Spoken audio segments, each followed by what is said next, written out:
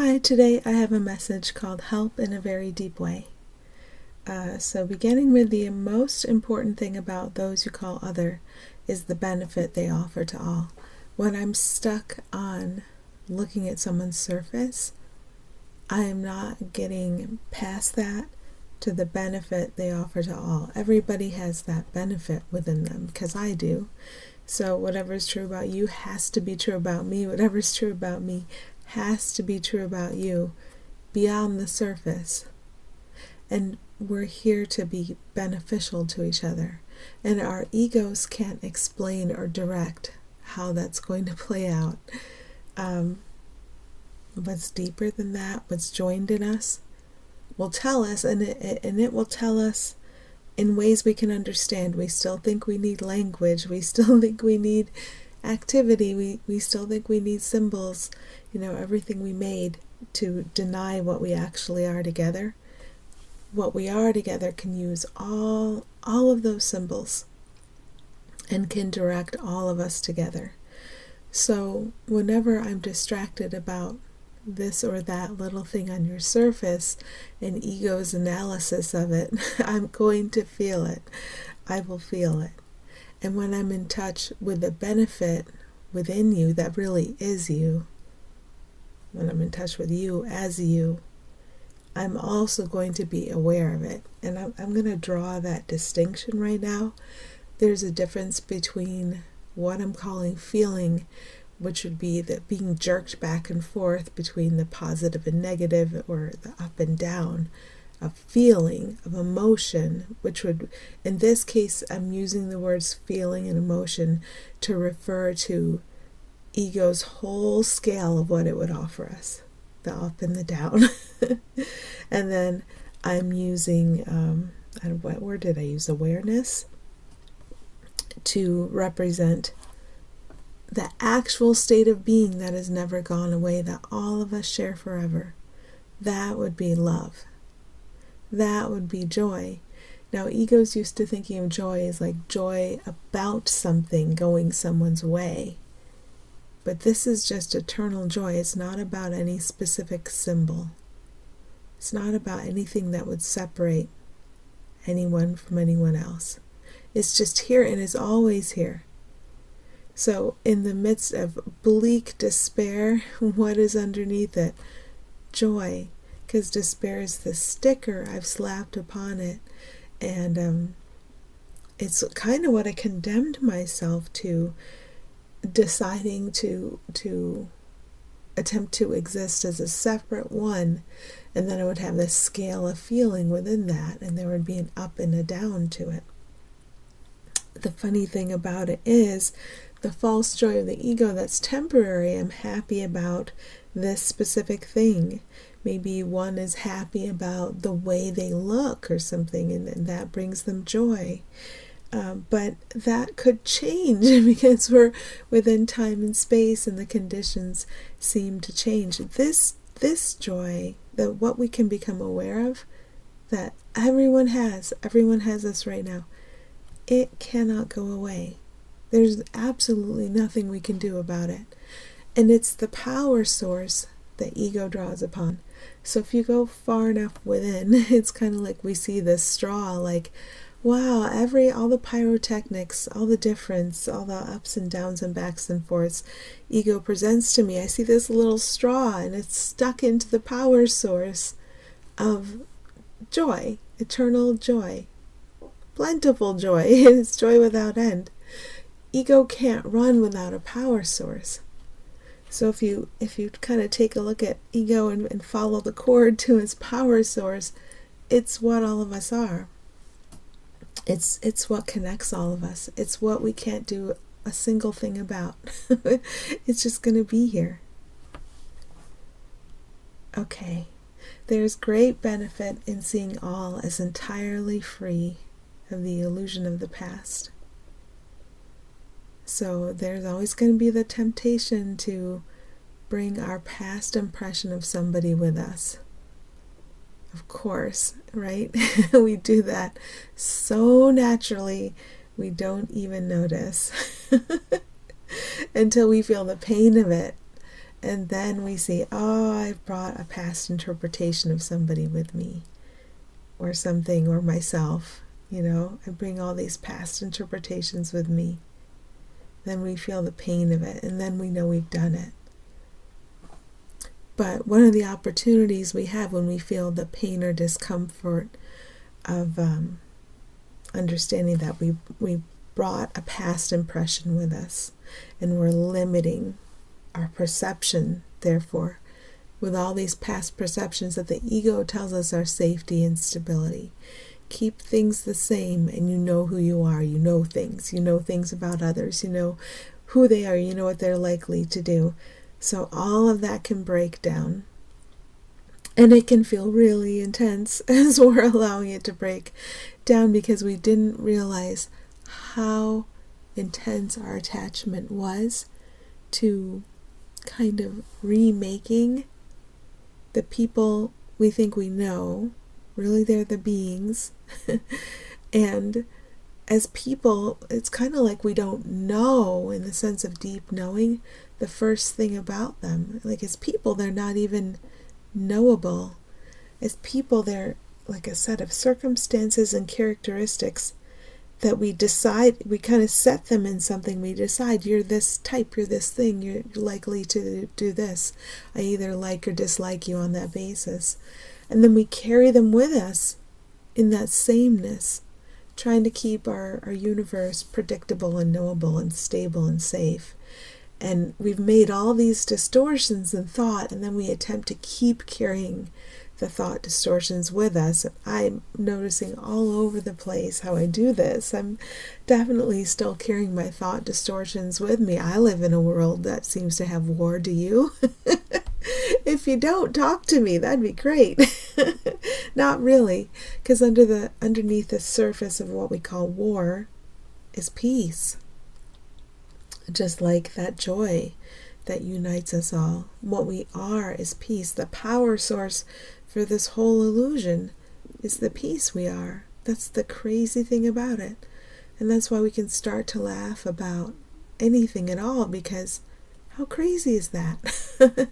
And are we willing to have our perception corrected?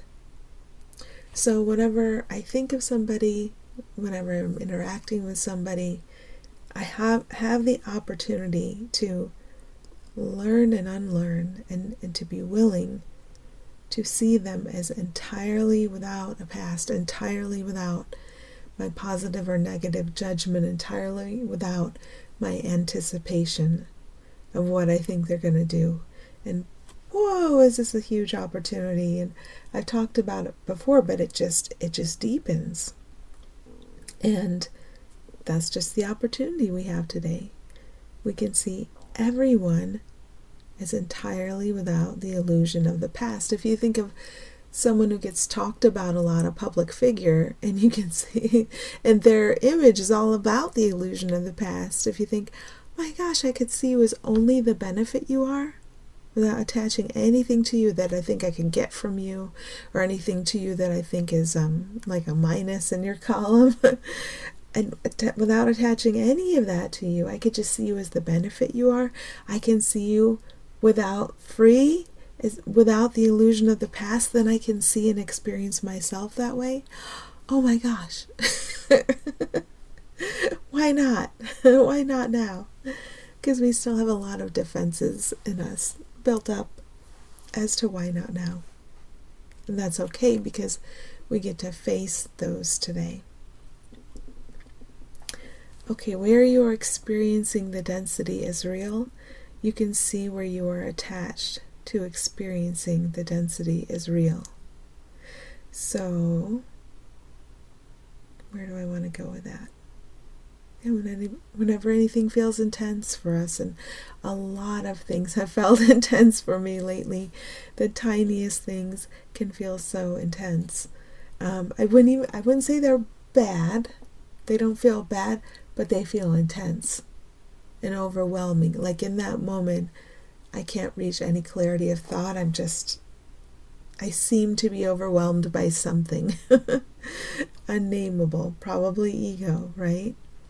Then you can see where you were attached to experiencing the density as real. So as I go into these situations in my mind, where I'm still just heavily under the influence and control of the idea that we're separate from one another, and I have to survive kind of like opposing you, at your expense, not unified with you, but at your expense. I can feel this. I'm so much aware of this now, this density. And so seeing where I'm attached, I still get in there with the tweezers and do the thought work. I sort of tease out, like, what on earth could I be believing for such a simple thing to feel so intense? And then I can get in there and figure it out. So there may be times when you do not feel called to socialize, where the mere thought of doing that brings up an intensity so dense that it's a great opportunity to see what you think you face in any situation that would seem to trigger that density. And it's interesting, it's a whole matrix of, you think you can get something from others, or you think others will demand something from you, or it's just so dense. It's so dense. The thought activity seems so dense. And even to pull one thought out of there is a start. It loosens everything in there. And then another, and then another. It's like very patient surgery. And then all the stuff that isn't there gets to disappear.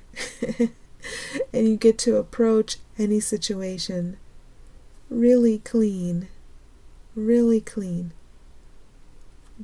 and able to see everyone as just the benefit they are. Willing and able to see everyone and everything as entirely free of all the definitions of the past.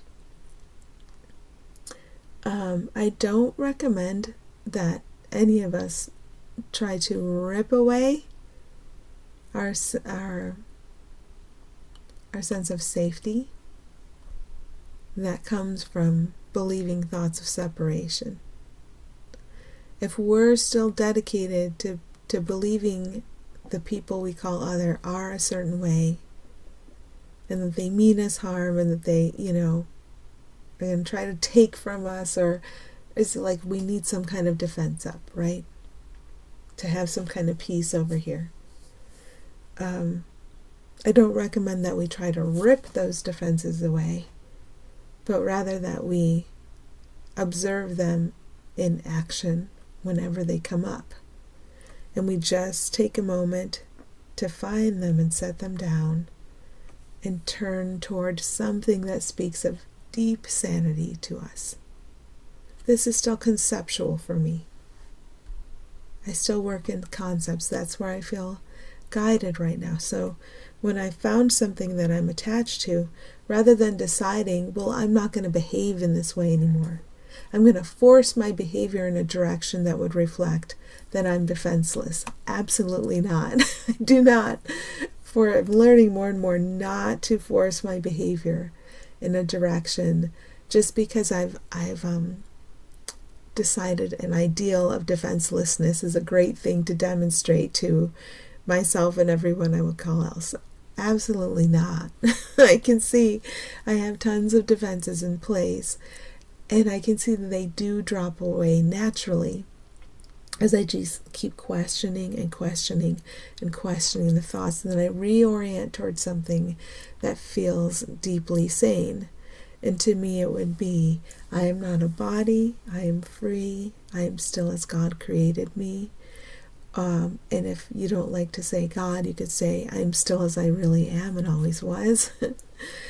And I feel the love of God within me now. And again, if you don't want to say God, because you might be thinking of an punishing ego God, that would turn you totally around in the wrong direction. You could say, I feel the love that I am right now. Or you could say, I feel the love that everyone is right now. And by feel, I really mean not this back and forth, up and down.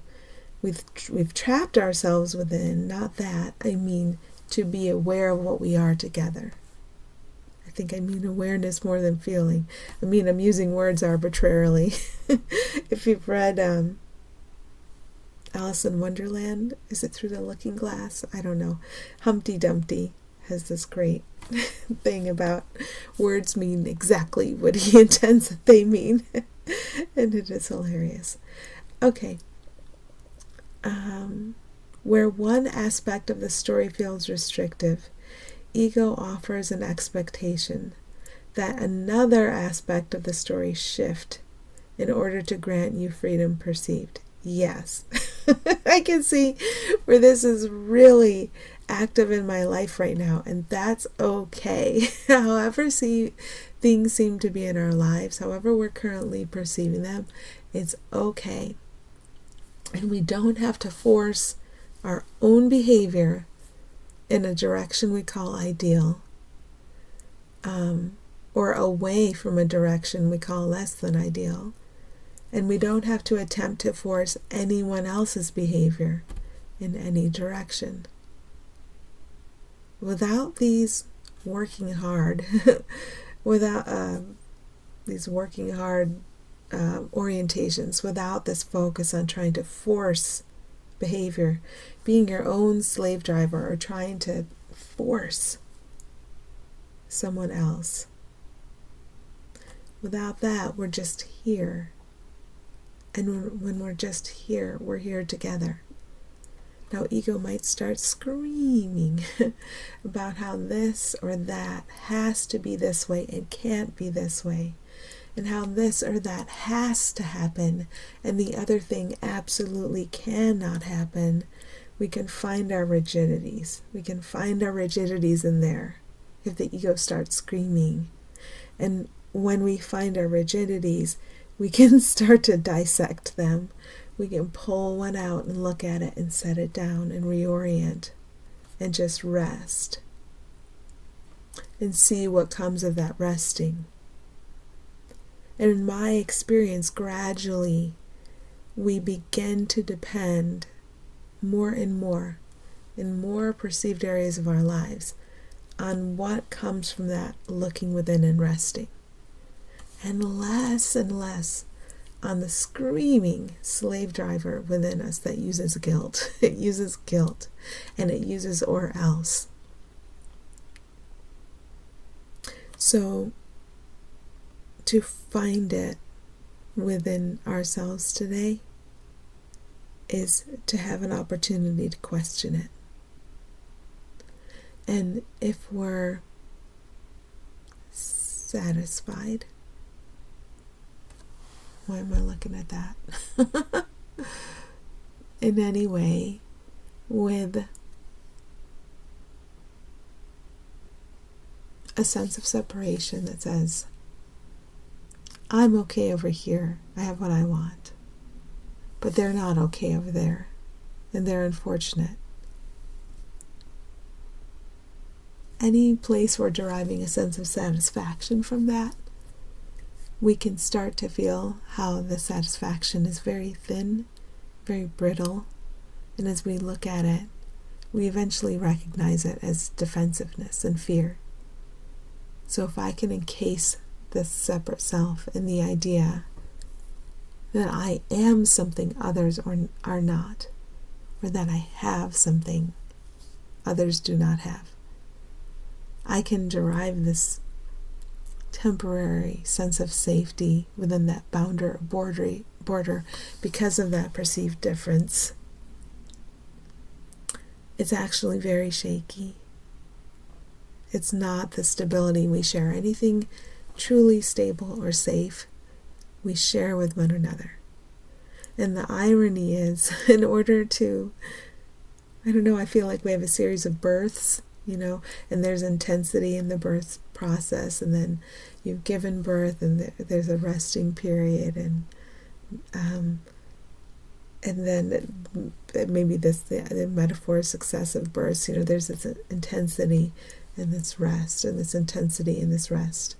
The irony is, as we learn how to be with one another in peace, we might feel we need to go deeply inward for a while. Deeply inward. And really watch and really look. And then the criticizing voice can come in and say, you're isolating. But we should question that voice too. Because that is attempting to guilt us into putting our body with other bodies when we're really not feeling it. We're really, truly not feeling it. And it's okay when we don't, because when we don't, we get the chance to go deeply into the architecture of why not? Why not? What's the defensiveness here that I finally let myself become aware of that I didn't let myself become aware of before, when it was easier to go put this body with other bodies? And then when we go deeply into the architecture of why not, and that gets a chance to fall apart, then the body will end up wherever it's supposed to be, wherever it's beneficial for all. But until we can actually sincerely get to that place where it's very clear in every moment what we're supposed to be doing, if we're supposed to be doing anything at all, just is very clear, very obvious. Until we genuinely get to that place, we do need to have some space to go into and notice and allow the architecture to be dismantled. That would keep us going and putting our body with other bodies in social situations as a distraction from dismantling that architecture. So whatever phase you seem to be in, it's good, it's appropriate, it's fine, and you don't have to judge it, especially positively compared to someone else, or especially negatively compared to someone else. Think of the fear of isolation when people seem to be isolating themselves and going through what might look like absolute hell. They might be facing their deepest gunk, and in facing it, it begins to dissipate. In feeling it and noticing it, and finally noticing how not good it feels, it begins to dissipate. So we don't need to make fearful assumptions about others. And when we start to notice how tempting that feels to slap a sticker on someone else and say they must be in deep fear, then we've just missed the entire essence of their being, and it's an essence we share with them. That's the beautiful thing, because on the surface of all our interactions, the ego taught us to be vampires, to try to suck the essence out of each other. And so if I sucked the essence out of you, you would lack it and I would have gained. But that's all a fiction, right? And sometimes we go into isolation because we've recognized this vampirism, and it's never someone else. If we're on this level, engaged in this system, where someone can really draw our essence out of us, I promise you it's 100% fiction. It has to be. There is no way that can be true. Absolutely no way that can be true. So when we go down into our actual foundation, where we're together, in this peace that we are and that we share forever, I cannot take your peace from you, because I can't. That's what I am. I can't take it. I can't. There's nothing to take. There's only what we share. And as we laugh about the fiction of vampirism we have running on the surface, no matter how realistic it seems, and if it seems somebody else is doing it, then in the game you're doing it too. Like when you're playing Monopoly, everyone's playing Monopoly. And no one's playing Monopoly if Monopoly is an illusion. But we can feel. My sister had me watch a thing about Dracula, so I guess that's why the vampire symbol's being used. And it's really funny. It is so funny to do nothing but laugh about it when you could see it was never real. And you can only see it was never real. I can only see it was never real when I go into our foundation, when all we share is innocence. That's it. All we share is joy. All we share is peace. That's the truth of us. But when I get up into this illusion of time and space and I start operating within it, it's super easy to forget that. It really is. And then the uncomfortable feelings we have are the feelings of the attempt to, well, this is really interesting. This whole fiction we've gotten ourselves, I language I've gotten myself entangled in, where it seems that if you might be more oriented to, if I can draw from others, I thrive, but then there are also the victims. And so you might be oriented toward, if I can always give up my essence, I can thrive and be accepted and not be rejected. And in every situation, I must give up my essence. That might be the primary fiction you believe in. But then there's always that exchange. There's always that idea, I'm getting something from this. It's a separate identity. It's a separate identity as prey or as a food source or something. I don't know. This is all the lightest fiction. Do not take the symbols I'm using very seriously. It can just ping something for you where you become aware of your very own thinking. It's not our own thinking, it's ego's. But any of ego's thoughts that we're still believing and we're still experiencing and we're still witnessing playing out, we're still perceiving ego's lies in many, many forms. And that can be cleared up. That can be cleared up for us so quickly, just with our willingness. And so that's where we have the space to laugh. Like, what an imagination I have. Oh my goodness. Okay, let's allow the cleanup.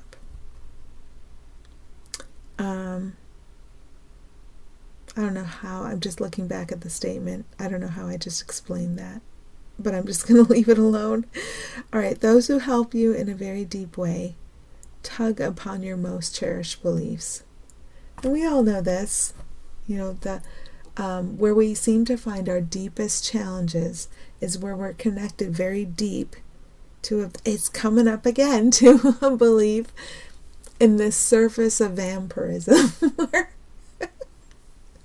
anything good I extract, and I also have to be an extract E, and it's all based on fear and guilt, this pulling and this surrendering, like I sacrifice it to you, or I pull it from you. There's a lot of force and a lot of fear and a lot of guilt and a lot of social structure, a lot of expectation involved in that whole rainbow of perception. It's crazy town.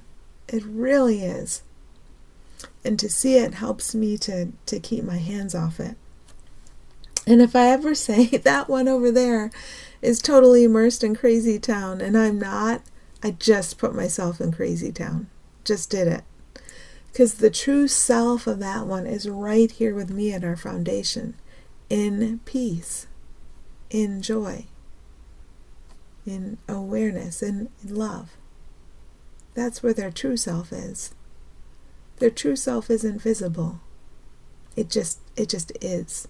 And it's shared with my true self. It just is.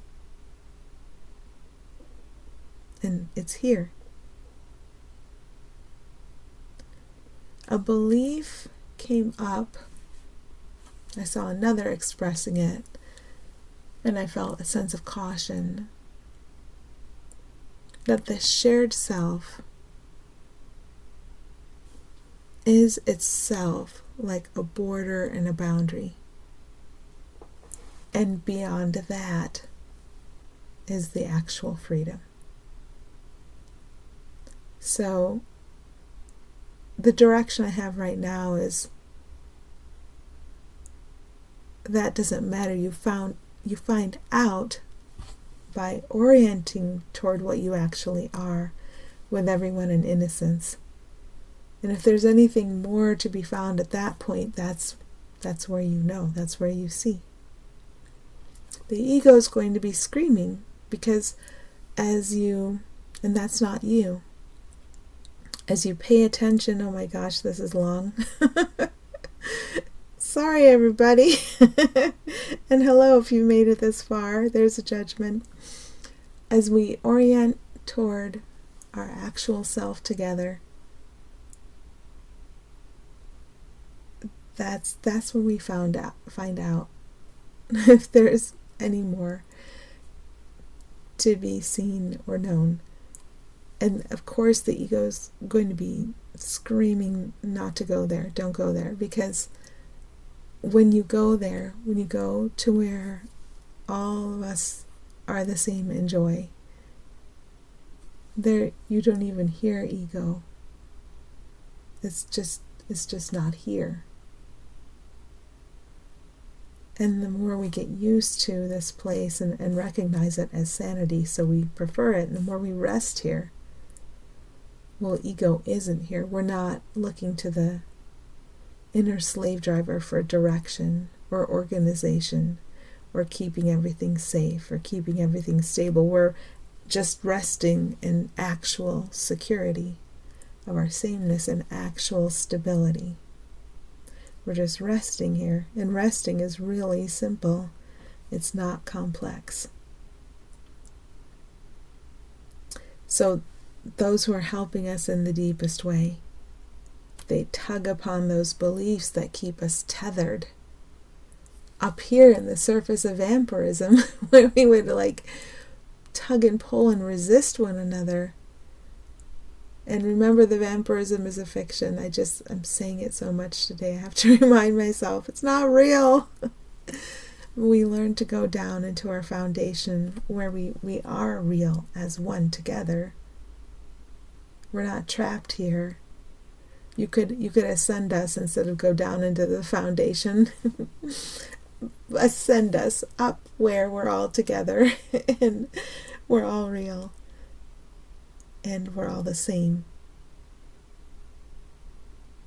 It's a really powerful place because we're not sliced and diced. Whatever direction you put us in, up or down, it doesn't really matter, as long as we take a moment to observe our sameness. So without our most cherished beliefs, we find freedom.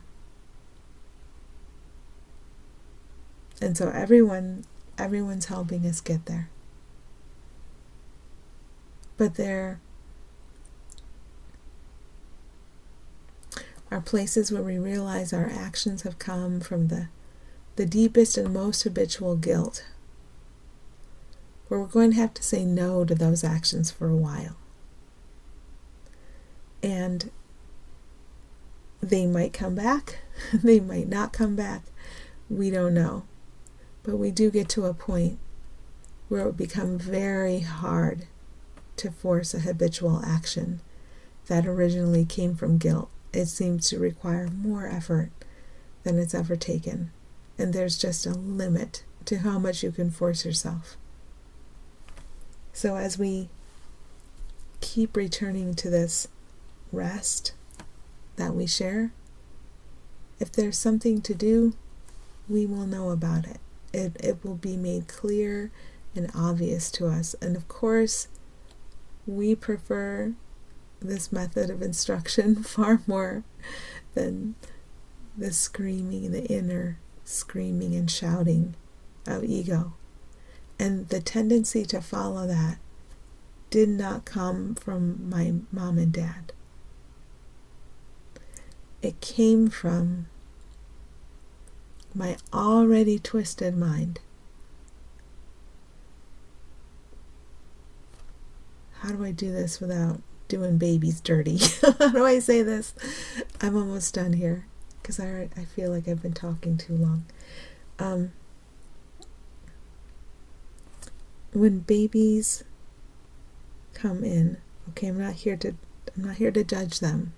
But if I look back at Julie baby, I could not have experienced time and space without a distortion of mind. I could not have done that. So I'm already coming to you from a relatively unconditioned, right? That's what we see when we look at babies, and we see such freshness and such newness. And it's also a religion and a worship we have. Like, I've decided to see innocence especially here, and I've decided to not see innocence over there. It's part of our 6/6 worship, actually. But that being said, we could say for now that you can't seem to end up in time and space without a distortion in the mind. You just can't enter or experience it. And that's where the slave driver comes from. The core of the separate identity. It doesn't come from mom and dad. We have to see right through the fiction of mom and dad, or we're going to keep ourselves tethered to the very distortion we came to undo. I have done this thing. We have to take responsibility. I'm quoting from A Course in Miracles. I have done this thing, and it is this I would undo. I can't give responsibility for my fiction to someone else. You hear the crickets? There's no one else here. I have done this thing, and it is this distortion of mind that I would undo. I would have my perception corrected. This very powerful addiction, because I'm hooked up to my own power source, love, and love is very powerful. So any fantasy I've used the power source of love to craft, well, not real, it's very powerful. This very powerful addiction to the observation and experience and repetition of time and space. I have done this thing. Eddie, I can say this because you're the same one. And it is this I would undo. So don't stop at the idea of the physical body and of the parental figures and thinking that the mind distortion wasn't there before education or religion or parents imposed them on you. Powerful being that you are, you made it all up. Powerful being. I have done this thing, and it is this that I would undo. That's how powerful you are, powerful being. There's one of you, and you can undo it. Okay, what was this called? Help in a very deep way. Maybe we were helped in a very deep way today. All right. Thank you. Hope this was helpful.